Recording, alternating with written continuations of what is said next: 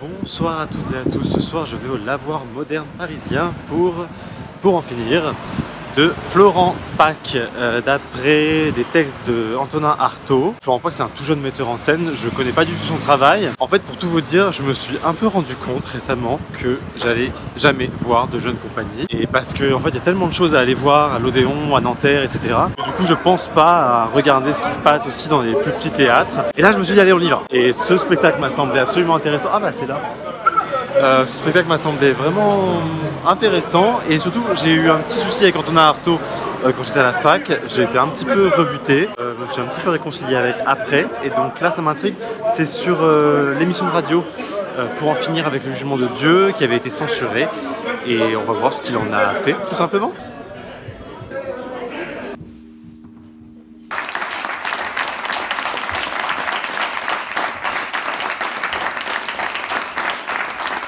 Alors, donc, ça s'est passé en 2 temps, ce spectacle. Enfin, pour moi, en tout cas. Première partie où, faut que je sois honnête, j'ai eu assez peur. Au début, je trouvais qu'il y avait un côté un peu drama, mais pas dans le bon sens du terme. Il expose un peu la situation. On est avec Antonin Artaud, on est avec Madeleine, comment on appelle ça? Son assistante.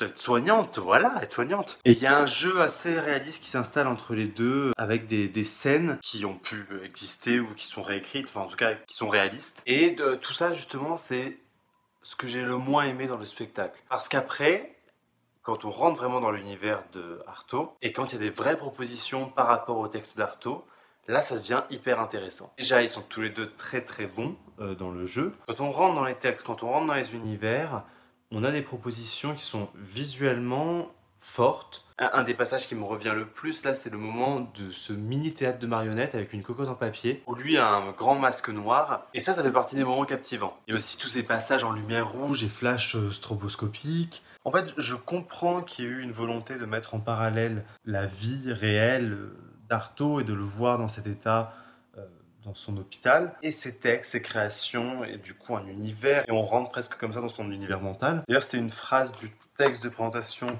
par rapport à Madeleine, qui en gros c'était Madeleine prend soin de l'homme et les autres prennent soin de son génie en le laissant dans sa folie. Et effectivement, je suis pas sûr que l'homme Antonin Artaud soit si intéressant sur scène, et que c'est vraiment le génie et sa folie et son texte qui nous passionne, et c'est ce qui s'est passé dans le spectacle en fait.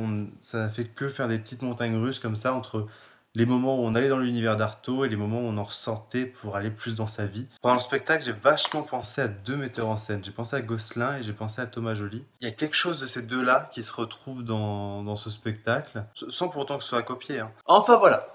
Je pense que c'est un jeune metteur en scène à suivre, ce garçon. Ah, et puisqu'on parle de jeunes créations, ah bah non, je peux pas le dire. Ah bah non, je peux pas le dire. Il y a un petit truc qui arrive bientôt en rapport avec la jeune création, et je le dirai sur Twitter au moment venu. Allez, à bientôt.